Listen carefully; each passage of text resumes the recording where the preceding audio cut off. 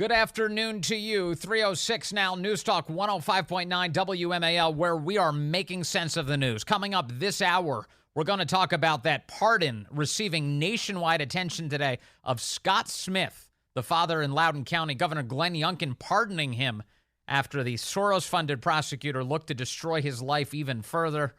We'll discuss with Ian Pryor. Anita Ryan joins us at 4:30. She's a retired sergeant from the New York Police Department who was serving on that fateful day, 9/11/2001. We'll get her experience as a first responder. That's coming up 22 years later. We mark that. And Mark Smith is here at 5:30. He's the host of the Four Boxes Diner YouTube channel, and he's a gun guy. And we're going to talk about all these gun owners nationwide who are now standing up for their Second Amendment rights in the face of just so much tyranny. And you can join us at 888-630-9625, 888-630-WMAL. We understand that there has been a plane crash on the southern tip of Manhattan. You're looking at the World Trade Center. We understand that a plane has crashed into the World Trade Center. We don't know anything more than that. We don't know if it was a commercial aircraft. We don't know if it was a private aircraft. We have no idea. It was 22 years ago today that Al-Qaeda, that 15 Saudis boarded airplanes and crashed them into American buildings. They crashed them into the World Trade Center. They crashed them into a field in Shanksville, Pennsylvania. They crashed one into the United States Pentagon, putting our nation under attack. And today, of course, 9/11, we look back on that so that we don't forget, that we remember how much our lives changed. And today, I am inviting you to join me in our 9/11 remembrance by dialing us at 888-630-9625, 888-630-WMAL, your memories as we look back now 22 years. I was thinking recently, and it wasn't just because we were approaching 9/11, I just was kind of taking an inventory of my thoughts and realizing that 22 years, that's the age most people graduate from college if they go to a four-year institution. 22 years old, meaning we are now at the phase in 2023 that the people who are graduating from college weren't even born for 9/11/2001. They weren't even born yet. To them, it is just the stories that those of us who were alive for it tell and the footage that you can see. Certainly, the televised nature of it was unique. It was the first big one in American history where we really had so much footage, so much media. The attack in particular on New York, of all places, probably maybe one of the most camera-dense cities in the entire planet, and gave us all sorts of angles of the horror that took place that day. That's how I watched it. I saw it on a television screen in Tampa, Florida at the time, watching it, seeing it as it all played out, seeing the second plane hit like so many of you did, and realizing that the first one wasn't an accident anymore at that very moment. Realizing this was an attack. This was an attack. And then processing it. Just going through the day and figuring out, okay, what happens next here? As all of those attacks went through. It was 8:46 in the morning that the first tower was hit. By 10:28, that's when the North Tower collapsed. Series of events there. Really jarring. For me personally, it definitely changed the course of my life in a bunch of ways. My dad was stationed as a United States Marine, lieutenant colonel, stationed at MacDill Air Force Base down there in Tampa. He was an officer at Central Command, logistics officer serving there. And he was pulled into a group very quickly by an Army general called Gary Harrell that was deploying immediately to Afghanistan. They went very quickly. He was gone for Thanksgiving. They were there in Afghanistan, standing up kind of the first operations there in country. They were there standing up Bagram, getting that airfield up and running. They were there as Secretary Rumsfeld flew in on a secret mission and met with them there at that very airfield at Bagram. And then, of course, that began America's longest war, the war in Afghanistan. My brother would deploy there as a United States Marine. He would be wounded there in June of 2011 in Helmand province. He was a part of a route clearance team. He drove something called the Husky, a big up-armored vehicle designed to look for improvised explosive devices. And they would drive at slow speed every day, checking the same routes, looking for disturbances in the terrain, trying to assess if something had changed. He hits an IED, the vehicle flips over. He hits another IED as the vehicle is flipping. They load him into an MRAP. They keep him overnight. They're going to move him in the morning. And as they begin their movements, they hit another IED. They were in a very densely packed area of bombs designed to maim and kill American citizens, American troops. He's okay today. He now has a Purple Heart, but he's okay today. Thank the good Lord. But we lost so many in Afghanistan. So many were wounded in Afghanistan. A lot of lives affected. I do wonder these days how young people learn about 9/11. What way do they consume it? Like I said, the footage is so available. If you wanted to, you certainly could. I have. You go back and you look at the original broadcast footage. What did it look like? What was happening in the morning? Around 8:30 in the morning that day. What were you watching? I know over, like, for instance, NBC's broadcast of the Today Show, then host Matt Lauer was interviewing some book author about a biography of Howard Hughes that he had just written, and the two of them are talking about it. And then the local New York broadcast cuts in to say, we've got some breaking news. It appears as if a plane has struck the World Trade Center.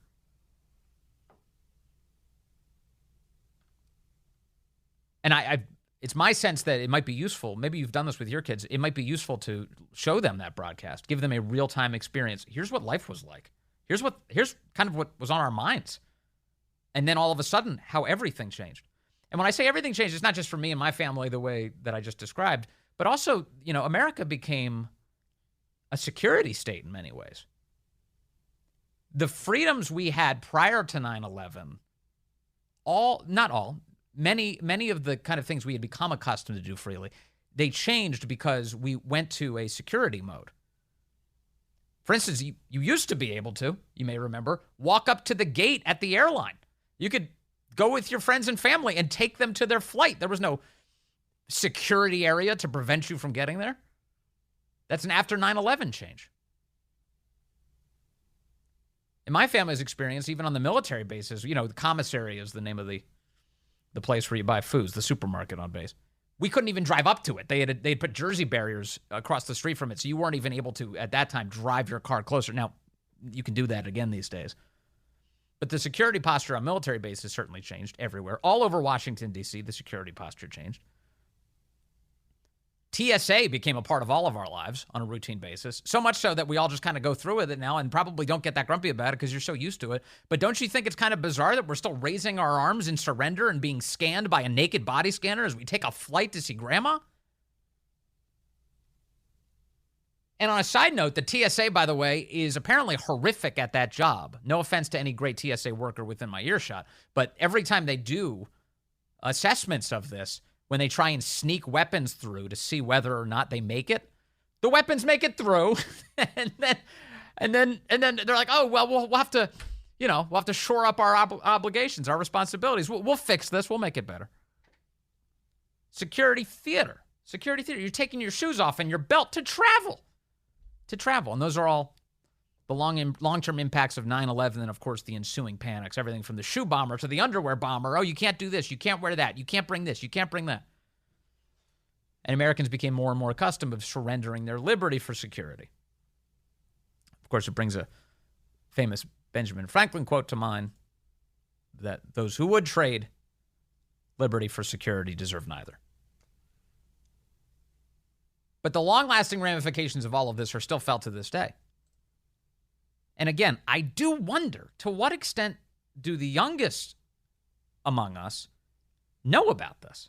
Are they familiar with it? Does it feel distant? Does it feel, I don't know. It's hard for me to even pick an analogy.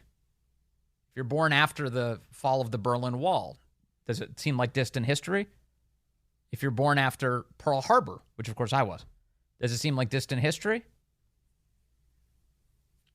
It doesn't to me, but then again, I spent some time getting to know it. I visited the USS Arizona, became more familiar with Pearl Harbor, and realized how recent it was. We know World War II veterans. So it's not that long ago. It's not that long ago. 9/11, does it feel distant to the youngest among us?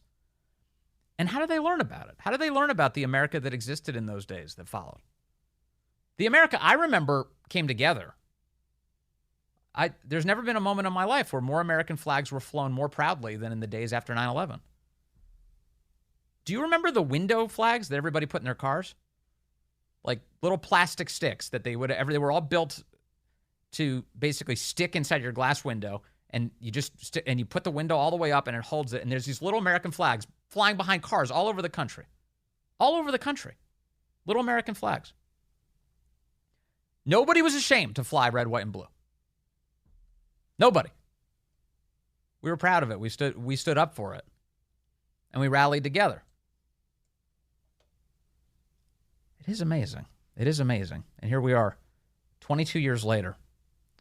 And the feeling of all of it feels in many ways just as fresh as it did that day. Let's take some calls now. Again, 888-630-9625, 888-630-WMAL. Let me take Michael in Fairfax, line 1. Michael, good afternoon. You're on the Vince Coglianese Show.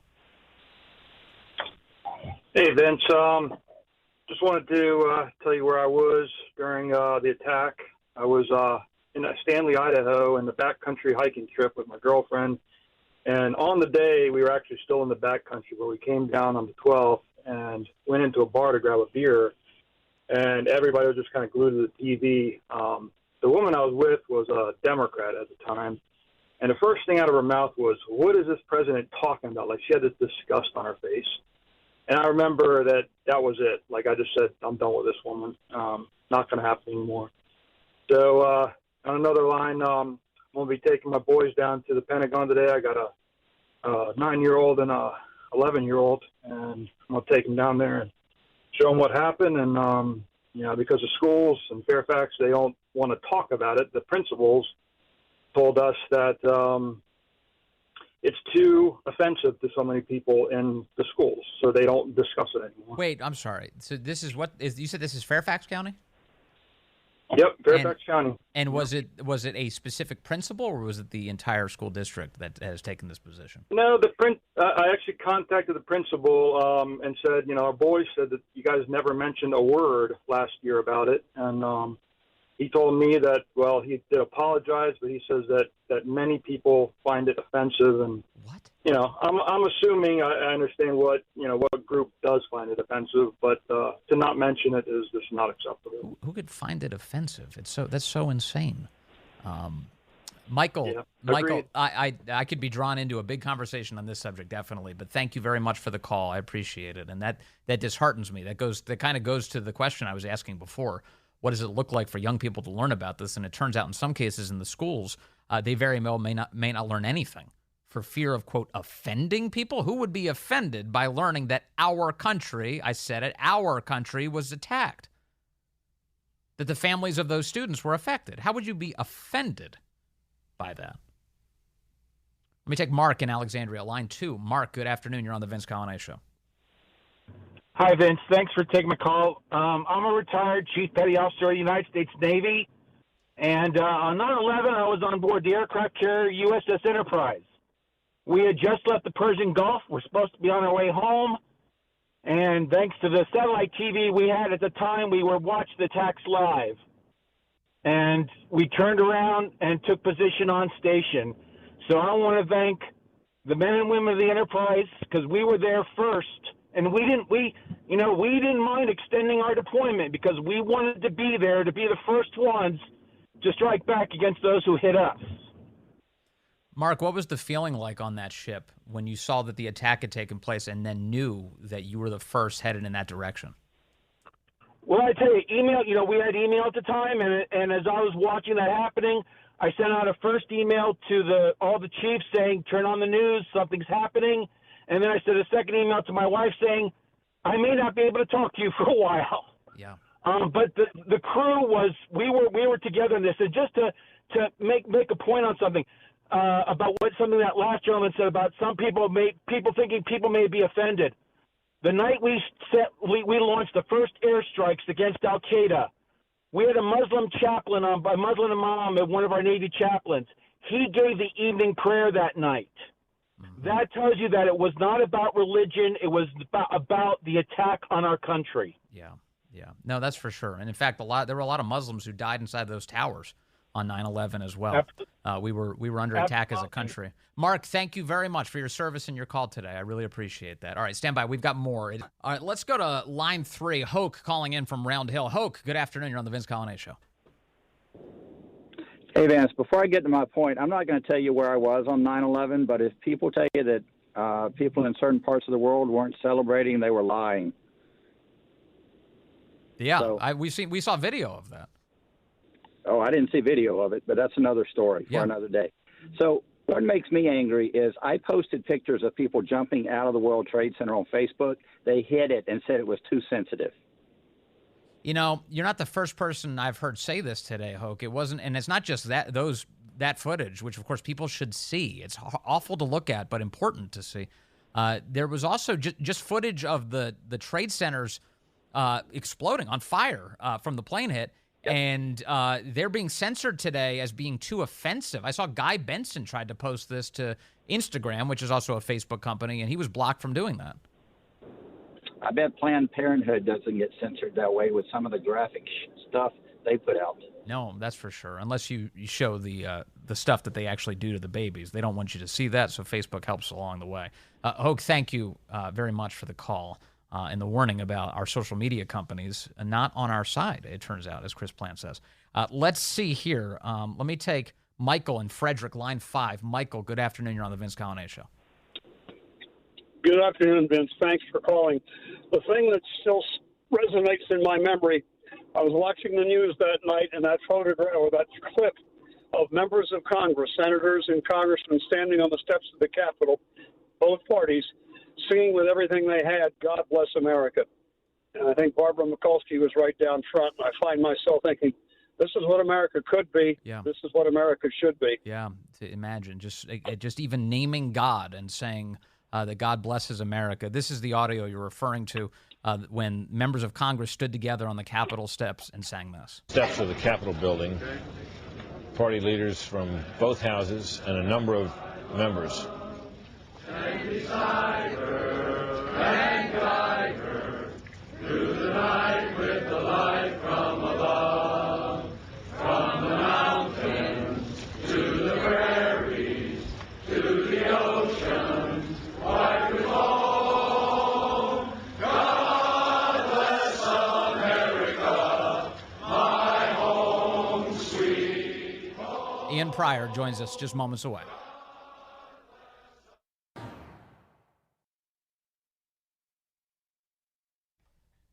Good afternoon to you. It is 3:36 here, News Talk 105.9 WMAL, where we are making sense of the news. Coming up, Anita Ryan joins us at 4:30. She's a retired NYPD sergeant who was there that day, 9/11, 2001. We will chat with her about what it's like looking back on that event 22 years later. Big impact on her life, of course. Mark Smith will be with us coming up at 5:30. He's with the Four Boxes Diner YouTube channel, and we'll discuss with him the decision by the governor of New Mexico to trample on the Constitution explicitly. There's a lot to discuss there about gun rights, and we'll chat with you at 888-630-9625, 888-630-WMAL. So while you have a left-wing governor in New Mexico who's decided she's going to suspend the Constitution and trample civil liberties, here in the Commonwealth of Virginia, Governor Glenn Youngkin stood up for decency, stood up for the little guy against a tyrannical government this week as he pardoned Scott Smith, who you know so much about. Remember, Scott Smith's daughter was sexually assaulted inside of a Loudoun County high school bathroom by a boy wearing a skirt who identified as, quote, gender fluid. The school, in its effort to cover all of this up, allowed the boy to be moved to a different school where he sexually assaulted yet another girl. Scott Smith becomes the face of the so-called extremist terrorist parents because he was arrested at a Loudoun County school board meeting. He got a little heated. He spoke up, and then he was dragged to the ground by the cops, removed from that room.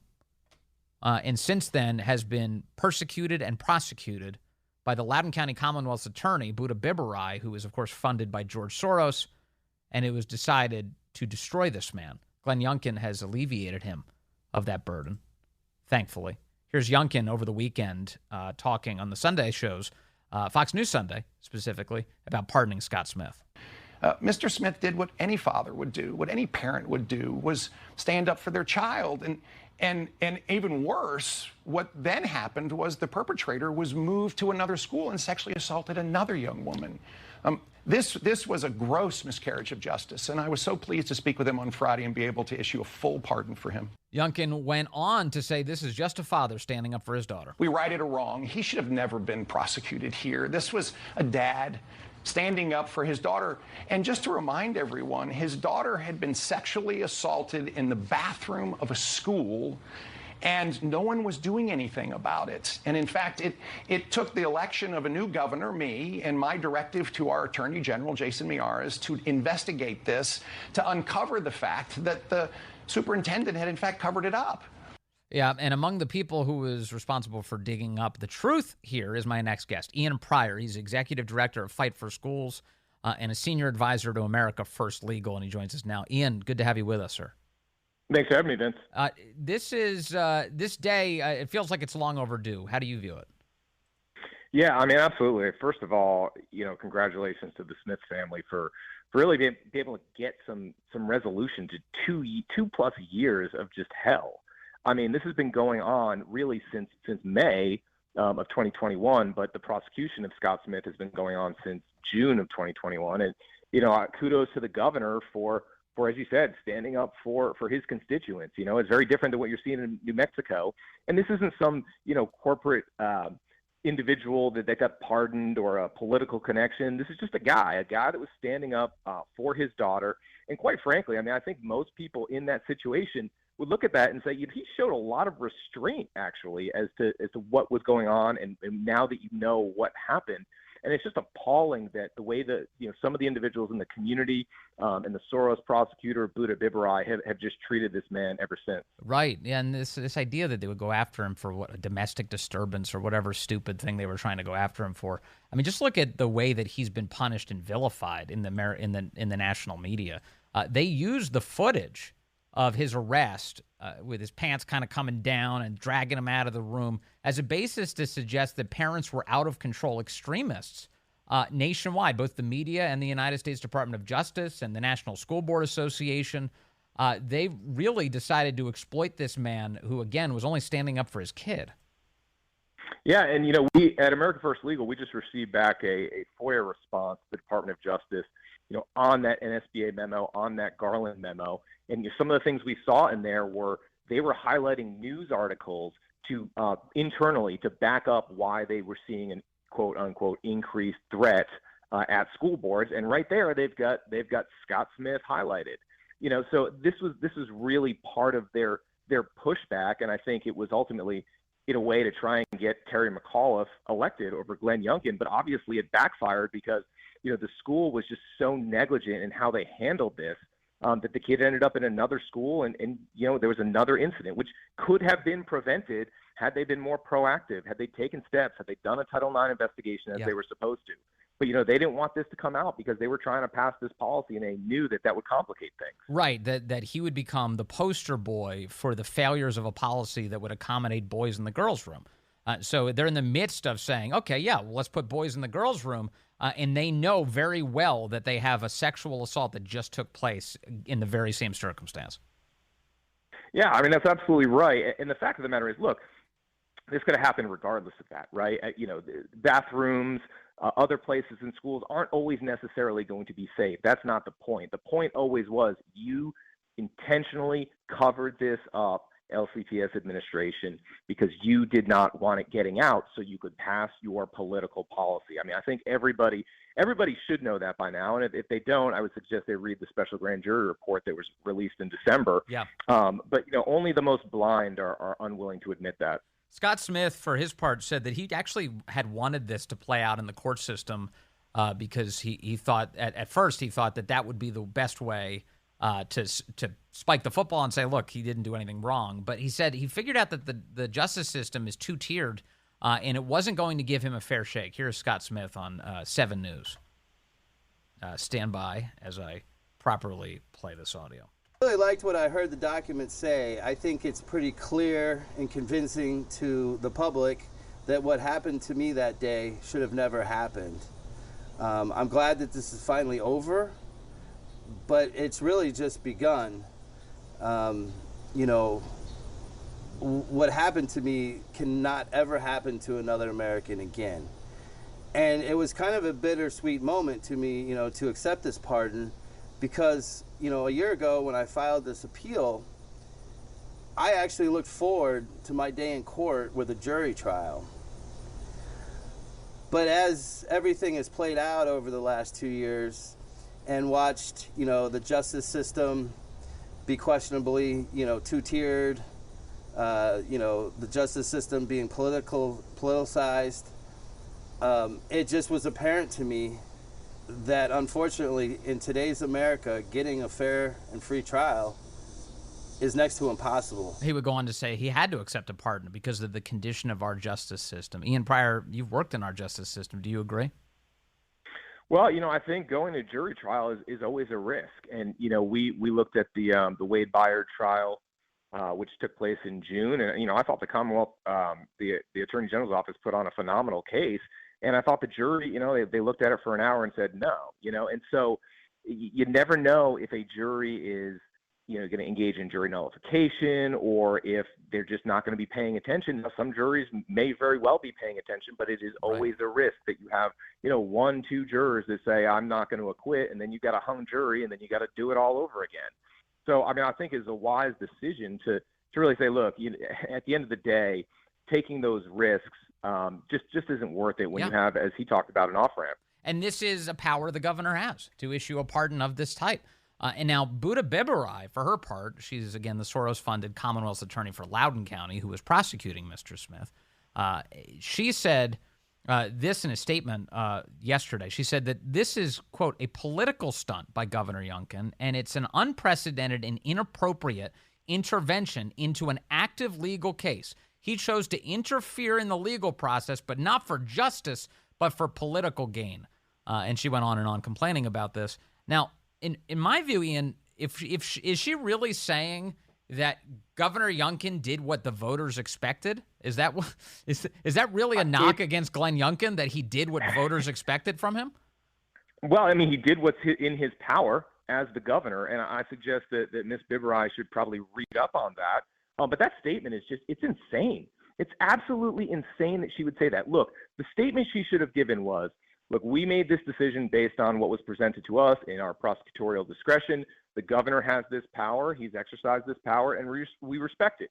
The end. Instead, she goes on Twitter and puts out this crazy statement, and now she's just getting destroyed online for really what looks like, you know, such a lack of compassion and bias, especially someone that claims that she's trying to, you know, engage in criminal justice reform. Yeah, sure, criminal justice reform, unless it involves people that you don't like, that are on the other side of issues that you are, and you want to engage in political prosecutions. I guess that's where you are. She also claims that she's going to, quote, continue to stand with victims of sexual assault to ensure cases are fully prosecuted. How does that work exactly? She was attacking the father of a girl who was sexually assaulted. That's a great question. And, you know, I believe it's an error in her presentation to the court that resulted in this individual not being put on the sex offender registry. So I'm not really sure how she's standing up for anyone. There's a large swath of the community here in Loudoun County that feels she's not going to stand up for us. You know, you've got obviously these love warriors that are out there threatening to destroy people's lives, suffering no consequences whatsoever because they know, hey, it's Buddha Bibarai. She's not going to do anything. Right? I mean, that is the condition of the Loudoun County Commonwealth Attorney. It's all about who she views as her political allies, and if they, you know, happen to commit a crime or happen to come close to committing a crime, they don't have to worry about it. Right.